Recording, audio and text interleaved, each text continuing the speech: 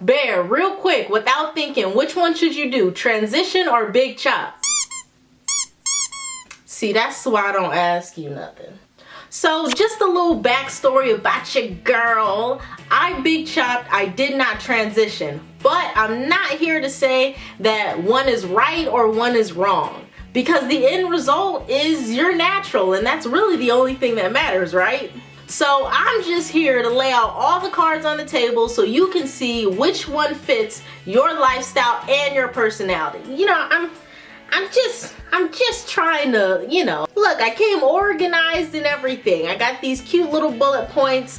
I'm coming to just help you guys figure it out. So let's get into this video. So number one on my list is personality. Personality is everything when making this decision. To big chop, you need to have a very strong personality because you're going to deal with a lot of negative outside comments. You're going to have family members that think you've gone lesbian because you decided to big chop. You're going to have family members and friends who think you look like a little boy and they're not afraid to tell you. You're going to have your biggest crush maybe mistake you for a dude. All of these things can happen and more. If you're married and you big chop, your husband might not be too thrilled that you're over here swinging just as much scalp as he. You really have to be setting your confidence and your personality to be able to swing some scalp, okay? Now, I am not saying it does not take a strong person to transition, but transitioning is a lot more easier than it is to big chop. Because when you transition, you don't really have to worry about negative comments like a person who big chop does. Typically, people transition because they don't want to hear those negative comments.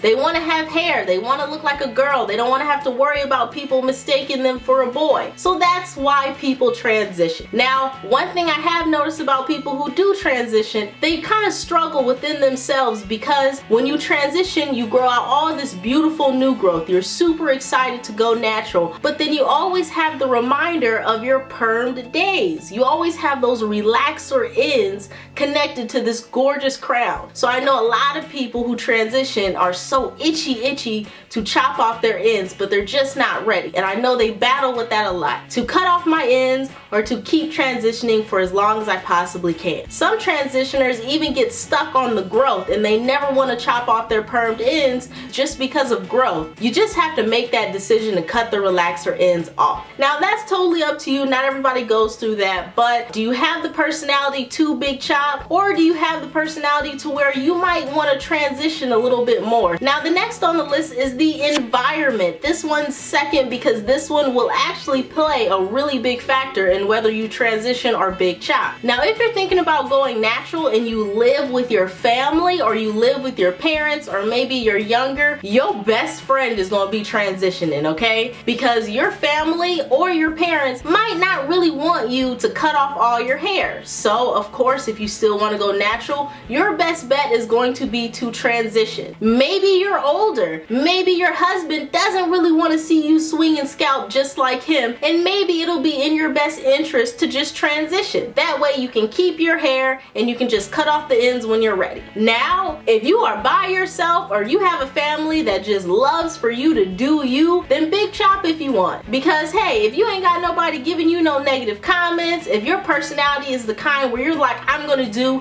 what I want, when I want, and how I want, then definitely big chop if that's what you want to do. Me personally, my mom swings scalp just as much as I swing scalp, so she doesn't mind me cutting off all my hair. But just like I'm letting y'all know, you can really deal with a lot of negativity. She sat me down and let me know in high school, hey, if you cut your hair off, people are going to view you differently. You're going to get negative comments, but you're also going to get positive comments. So you need to set up your personality to where you can let all of them negative comments just bounce off of you. You can put your earrings in and keep it moving, okay? So if you have that personality, if you have that environment, big chopping will be for you. If you're in an environment where it'll just be easier if you just keep your hair and you just go on about your daily life, then yes, transitioning will be for you because you won't miss a beat transitioning. Now, money is the next big one. It's not as big as your personality and your environment, but it does play a factor. Now, the most cost-effective way to go natural is actually to big chop, because all you have to do is shave off your hair. Now, if you're looking for a particular style with some designs or something like that, then yes, you will probably need a barber, and that'll run you like what, $15, $25? And if you plan to go natural,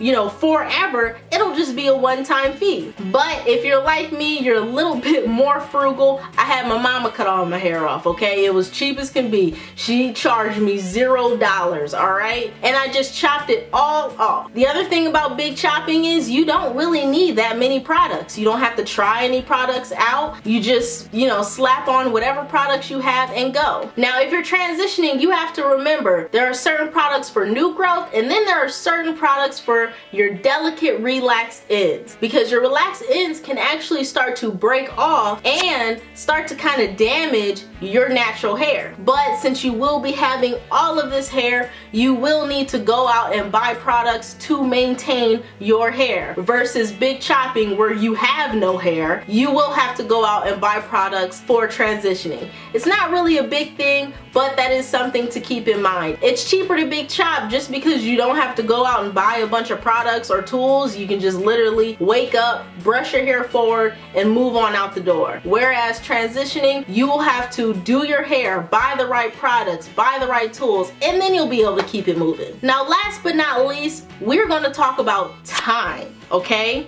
I touched on this a little bit with the money, but let's really get into it. A lot of people do not have the time to transition, because while transitioning, you still have to keep up daily maintenance of your hair, which means you either get protective styles or you wake up, make sure your hair is laid. Before you go to sleep, you need to braid up or twist up your hair. You might not have the time to transition. And transitioning, you have to really give your hair some TLC, because you do have those delicate relaxed ends and your extremely thick new growth, okay? Whereas big chopping, you might not have the time, but you also don't have the hair to really do anything with. So if you work a demanding job, you can really just get up, roll out of bed, brush your hair forward, like I said, and keep it moving. Time is really on your side when you big chop. Now, time isn't really a big factor, just because if you're super excited about going natural, hey, maybe you have the time to do all that transitioning stuff and, you know, twist up your hair because you're excited. So time might not really be a factor for you because you are excited to be going natural. Overall, there is no wrong way to go natural. I just laid all the cards out on the table so you can pick which one is best for you.